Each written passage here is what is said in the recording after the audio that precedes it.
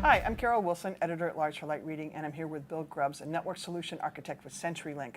Thanks for joining me here. Thank you for having me. So we're here at our SD-WAN event in Dallas, and you finished giving a really interesting keynote and talking about some of the ways in which enterprises may not understand the SD-WAN market, even as they're all racing to deploy or look at deploying SD-WANs.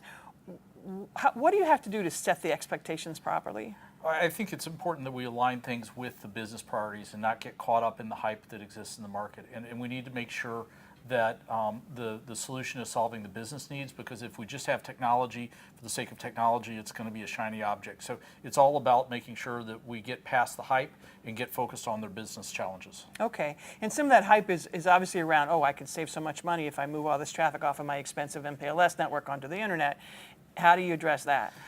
Really, again, it's about making sure that we understand their business priorities. Okay. We have some customers that have gone complete MPLS to internet-based migrations, and they're happy with it. We have the majority of our customers are taking a more conservative approach and looking at deploying SD-WAN over top of their MPLS, adding the internet. And I think that's a great strategy to do, because once you get SD-WAN deployed over the top, then you understand from the analytics that are built in what your traffic patterns really look like, and that positions you then to evolve and optimize your network. So you might right-size your MPLS and internet connection, but until you have that visibility of what the traffic patterns really are, you really don't. You're taking guesses of what you're resizing it for. You really got to look carefully at how they're deploying things. Sure, you want to understand the traffic flows, right? What's going between locations, what's going between the branch and the data center, what's going out to the internet, and make sure that you're optimizing for that. Just because I've got a big fat pipe in Atlanta and a big fat pipe in Dallas, if they're on different ISPs and up here in Chicago, I'm going to have higher latency than if they're on the same ISP. So making sure that you're not just making blind decisions based on price will make sure that you optimize the performance and experience. What kind of growth are you seeing in the SD-WAN market? We're seeing a huge uptick in interest on it. Right now, it's a lot of interest with people doing proof of concepts, understanding where it is. The larger organizations are a little more conservative. They're looking at, where do I need to look at putting this into my roadmap? What change events should be triggering me to look at it? So we're seeing a ton of interest.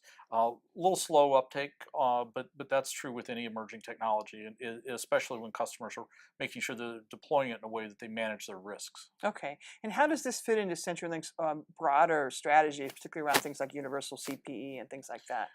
We certainly think that giving the customer control and flexibility is important, right? We've seen what the migration to the cloud has done to the hosting business and that, and we certainly think that with today's modern capabilities, the simplification of administration and orchestration, customers want to have control, but they don't want to have to worry about the underlying plumbing.